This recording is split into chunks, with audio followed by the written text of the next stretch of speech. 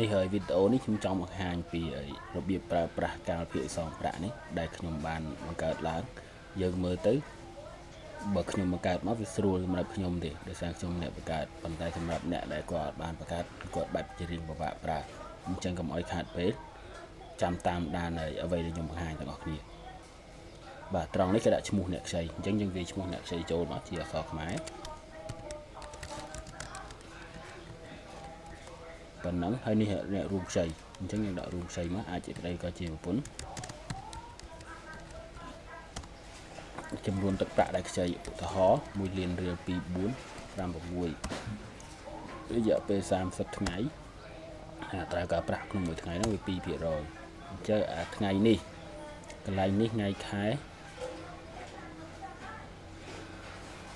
សំទោសភាសានេះវាអត់បានស្មើមក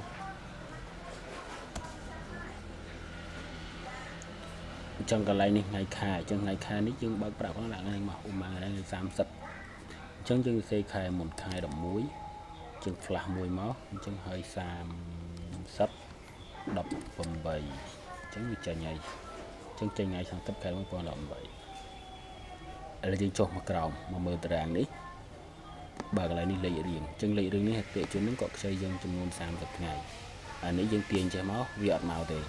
អញ្ចឹងយើងចុច control មកហើយយើងដាក់មកចំកន្លែងជ្រុងហ្នឹងយើងទាញមកអញ្ចឹងវាឡើងថ្ងៃឲ្យយើងគឺ4 5 30ទាញយកត្រឹម30មកនេះ30អញ្ចឹង30នេះថ្ងៃយើងវាយវាលើដែរខែមុន11 30 18 យើង enter មកអញ្ចឹងចេញត្រូវអូខេអញ្ចឹងយើងទាញវាមកទាញវាមកថ្ងៃ1ខែ12អញ្ចឹងទាញប្រដល់ក្រោមមកទាញត្រឹម30អញ្ចឹងយើងមើលមកដល់ត្រឹមនេះអញ្ចឹងអតិជននេះគាត់សងយើងចប់លុយដែលខ្ចីយើង1លានហ្នឹងត្រឹមថ្ងៃទី29ខែ12ទេប៉ុណ្ណានឹងហើយយើងឡប់មកអានេះវិញអញ្ចឹងឥឡូវនេះយើងចុចមកវាចេញអញ្ចឹងហើយអញ្ចឹងយើងអាចយើងទាញអានេះមុនក៏បានប៉ុន្តែគាត់ទាញអានេះមុនមកវាចេញចេះវាអត់ត្រូវទេវាអត់ទាន់ទាញលេខឲ្យយើងទេ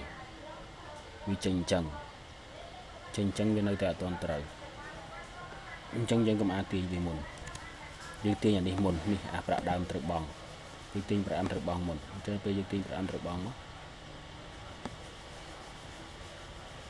ទាញមកត្រឹម30នេះមក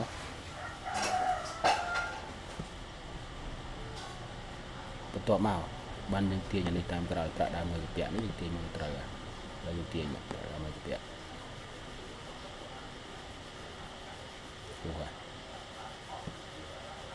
អញ្ចឹងយើងមើលឲ្យដឹងខុសដឹងត្រូវអាពីរអ្នកនេះកាលណាតែវាស្មើគ្នា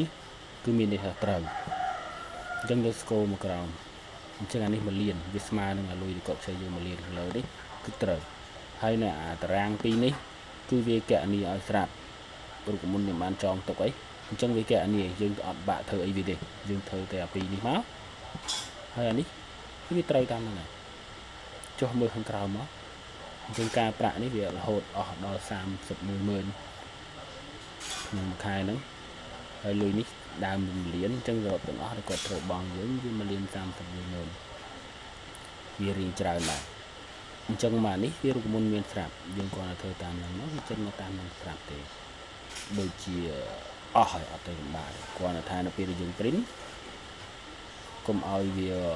print នៅជាប់អានេះអញ្ចឹងយើងហាយនេះចេញមក